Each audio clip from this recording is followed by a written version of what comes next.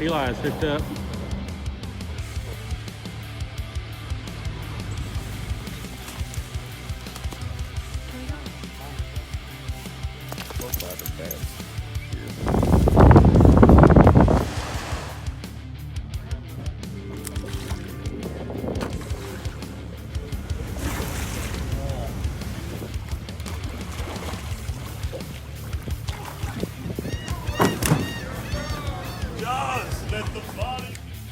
We got it here clanking, Coco.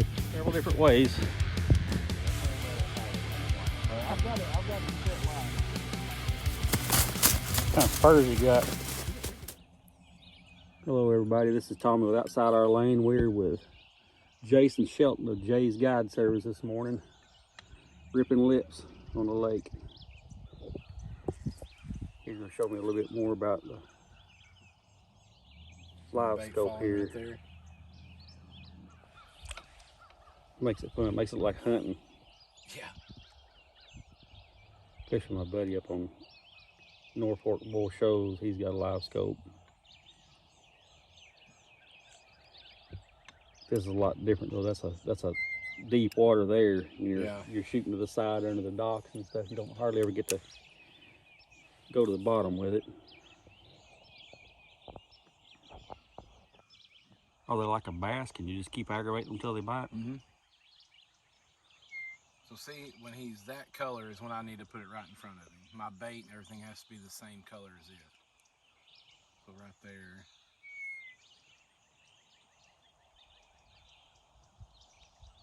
And they're feeding right now. It's kind of a dead spot in the graph.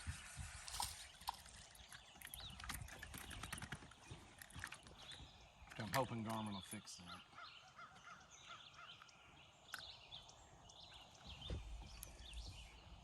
Good.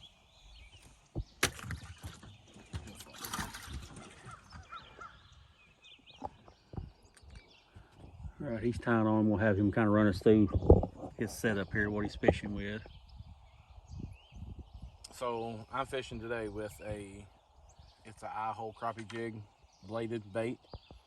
The blades attract the fish when they're kind of skittish, but I don't run a leader. I just normally use braid. If you hang up, you can usually straighten your hook out and get it back. I used to run canine braid, but it's real abrasive and it eats the end of your eye tip up. So I'm using Mad Braid by Mad Fishing. It's 15 pound. It's got 8 small strands in it. Very tough, durable. I like to catch fish with it. Catching fish is nice.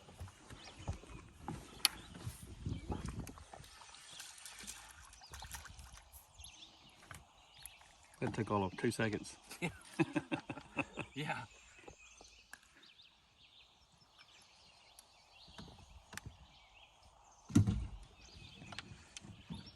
There's another one right there too. Let's see if we can't pick him off.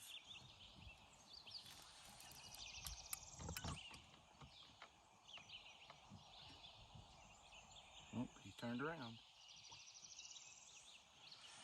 Not coming to it quick enough. You didn't see it really well. Do they tend to bite just a little bit better away from the boat? Yes. I know there's some discussions going on now about the frequency of the live scope and fish adjusting to it and getting used to it. Well, and learning it. They've gotten smart. You think when you used to fish brush piles as a kid, that you got as close as possible to that fish, which without live scope, you never really knew how close you were unless you had it marked. Well, now I don't have to mark that fish. Or mark the brush pile. I stay in line with it. He's wanting it. I knew that fish was caught.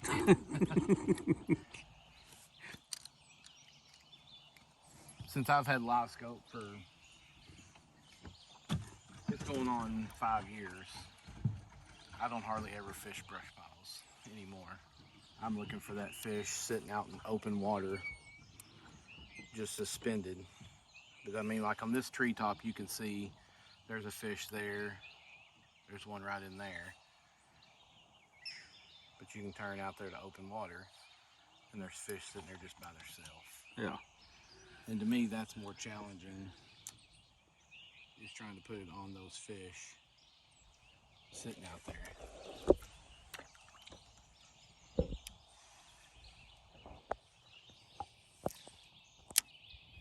You see my bait falling in right here. Swing it right across that fish. He's not very big. You can get a reaction out of him. He's following it, ain't he? Another one looking up. And that, to me, I think is bait fish, because we have got gizzard shad in here that are over a foot long now.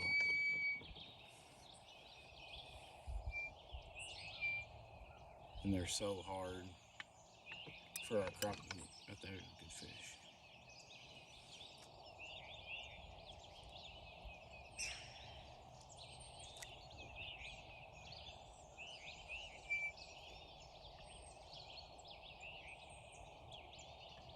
Oh.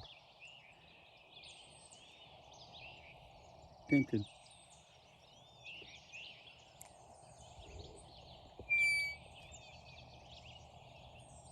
Have you tried tipping the jigs? Does that make a difference in the commitment? I've never put a minnow in this lake. I mean, the little Like niblets. a niblet? Yeah. Some people do. I used to when I cork fished. Now that I don't cork fish, I don't.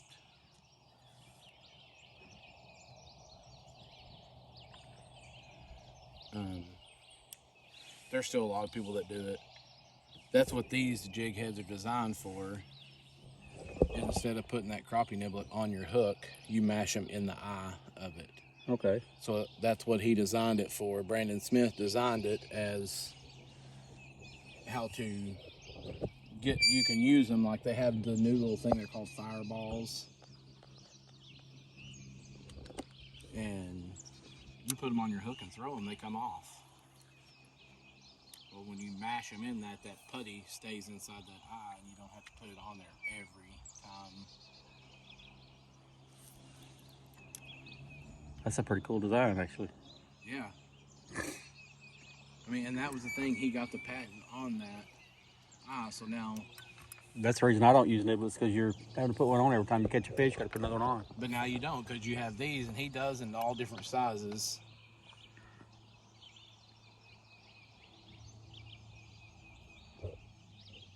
He's got them in 1/8 ounce, 16th. You gotta know a really good machine guy that can machine. Like he's got one now. So this jig head would show up better on Lioscope if it was round instead of elongated.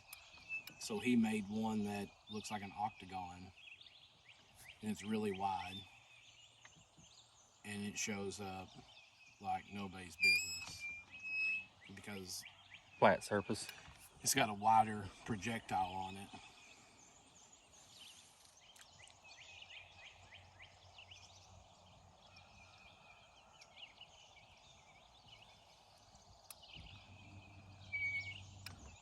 How do you know how far those fish are from the boat? Your top numbers, your top grid is your distance away, and here's your depth. So in really deep water, like fishing up north, you can, I mean, there's 70 feet looking in front of us. So I mean, if you were in flat open water, you could see like that's a fish. You could see that out here bright, but that's hard to catch that fish. So normally, I try to fish between 20 and 30 feet. To me, that's just feasible. And the fish have got smart. Boat slap.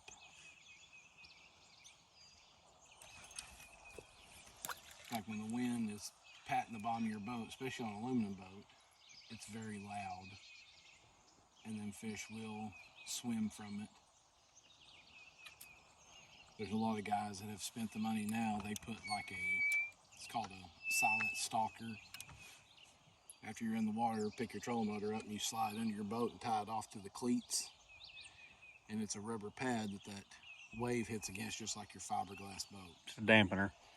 I mean, your fiberglass boat has pop to it, but it don't have the pop that aluminum boat does. Look, you see? I thought he was gonna get it. I didn't tell you.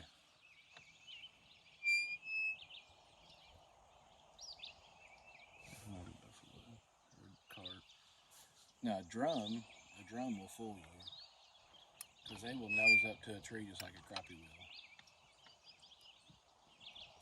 And you think that's a monster sitting there, like that fish. And it's not all fish bite. I mean, James is like, man, he's like, I got fish just everywhere, but they won't bite. It's not, I mean, not all of them will, and that's what I try to explain to a lot of people. They're like, oh, live scope's cheating. No, it just let you know where they're at. That's all it does. I said it just gives you a better odds of putting a bait exactly in front of them how they want to approach it. Everybody uses it for striper. Mm-hmm. That's pretty interesting to watch. Yeah, there's a guy in Northwest Arkansas. He's got a guide service on beaver. I want to say he might be Laotian. Something chain. So I'm sure he's Laotian. He has a whatever guide service. Like they go catch striper, walleye, crappie. The season of whatever's biting for the time. Basically.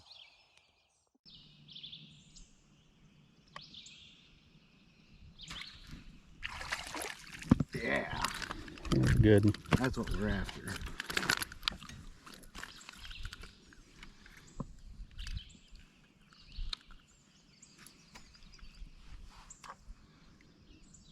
Good pound the quarter fish there.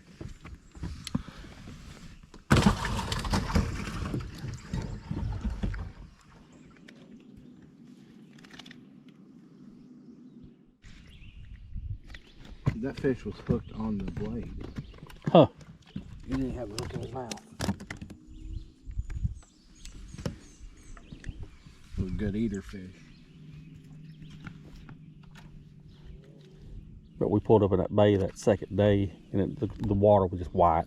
Really? I mean, just solid white.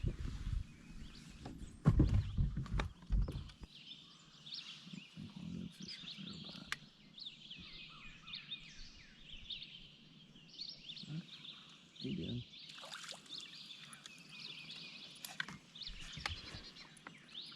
It was pretty cool. Oh, the jig had come on.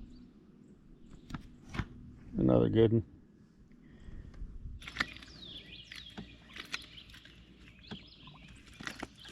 Ooh, come here, fish. It did. See how it's sinking down? I've got some shoulders. Yeah.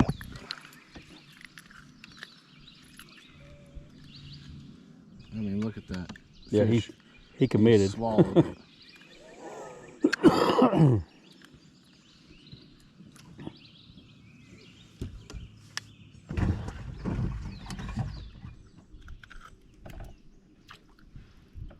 Another good one. Another good one.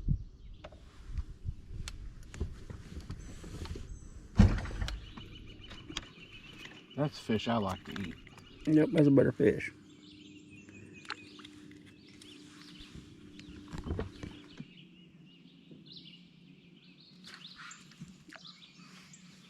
I'm going to turn my gain up some more.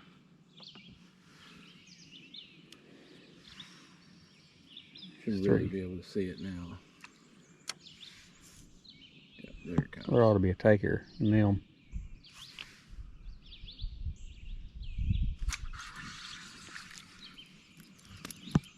It's aggressive little black fish. And that's what a lot of people don't understand is what's the difference between a black and a white crappie. See the specks on this fish? They're specks. An actual white crappie has lines that run long ways on them. The dorsal ray count is different too. Yeah, one's 5 and the other one's 7.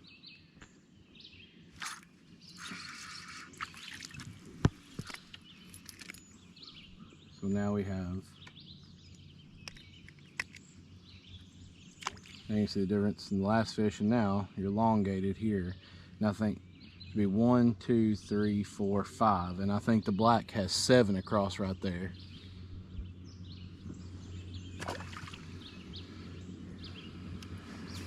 Used to have to identify them things when they were that long. Oh, that would be horrible. I'd sit over a microscope for hours looking at larval fish.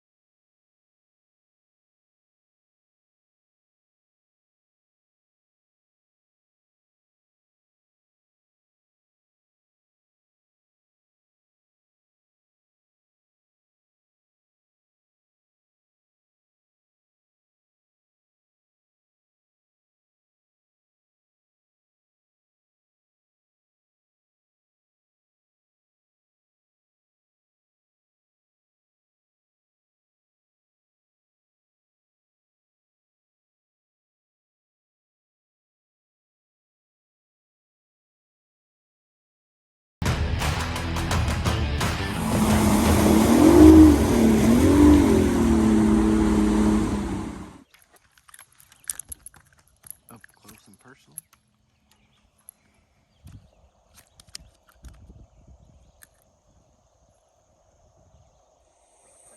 Each fish.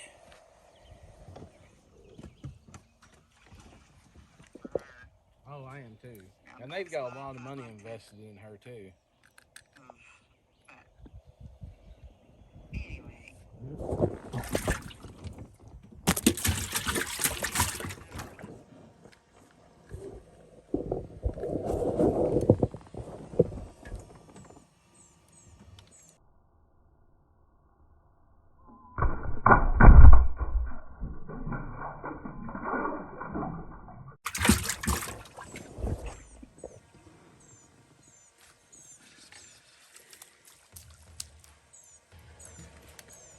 Yeah, that's how you on them.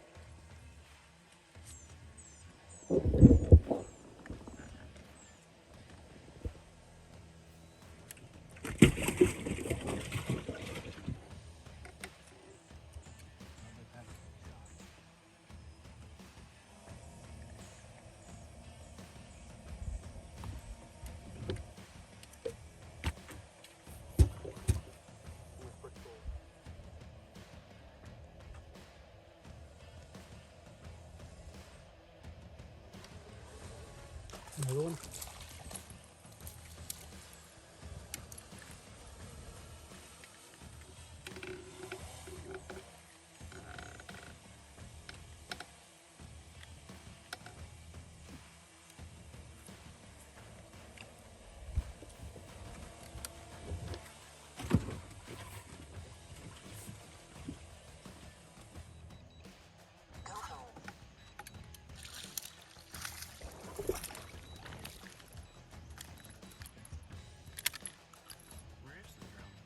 Way off over yonder.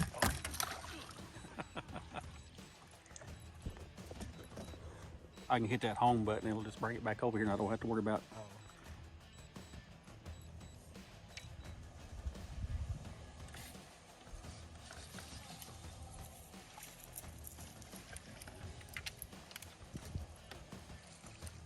get that one too.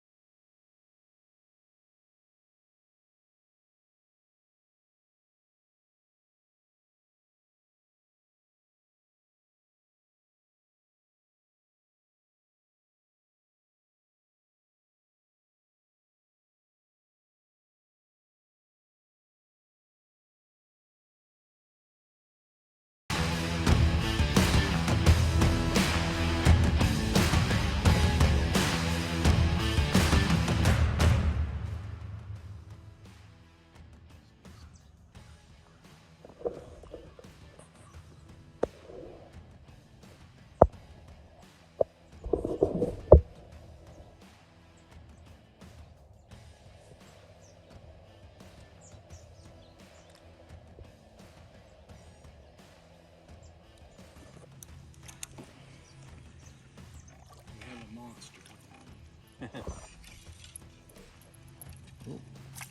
Smallest fish of the day. That's smaller than that. Yeah. Another tiny one you threw back. Yeah. Oh yeah, that's way smaller. And that's the last year's hatchling.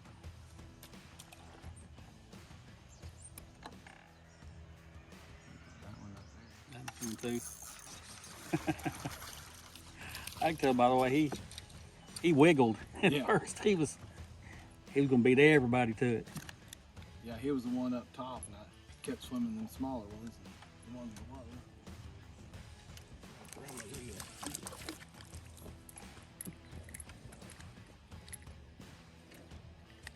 Most of these are males.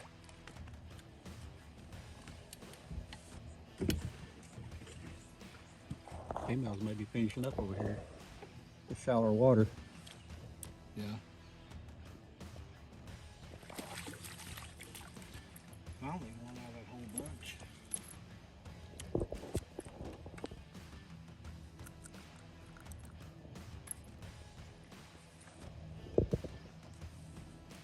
$33. That's 34, ain't it? I had 30. Okay. That's too small. Go back and grow a little bit.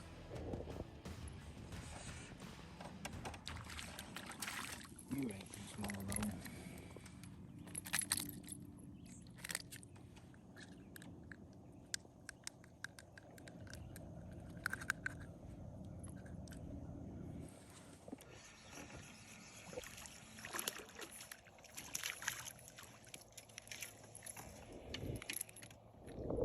You're going home to Tommy Dill's freezer. 36. Into his deep fryer. He may be one of the lucky ones to get it tonight. Yeah, you may get it tonight.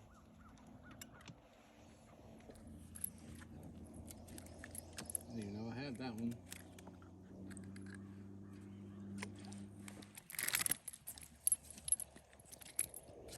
Now tell me why that crappie is less than a foot under the water. He wasn't very far under there, was he?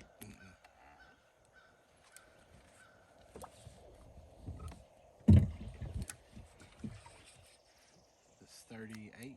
38.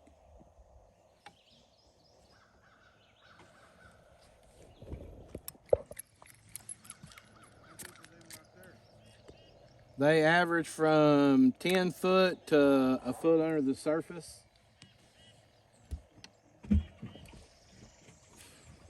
That's 39. 39.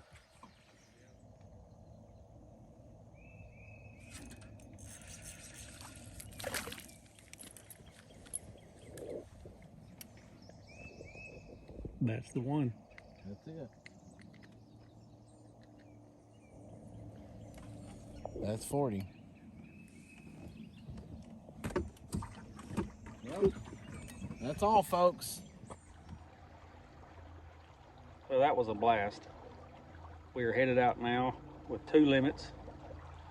Well, we start about 7:45. Yeah, about 7:45. And it's about 12:30 now. It's 12:20. Somewhere around 5 hours. 2 limits. That was a lot of fun. All right, if you guys enjoyed this video, don't forget to hit that like button and subscribe. That helps with the algorithm. Catch y'all on the next one.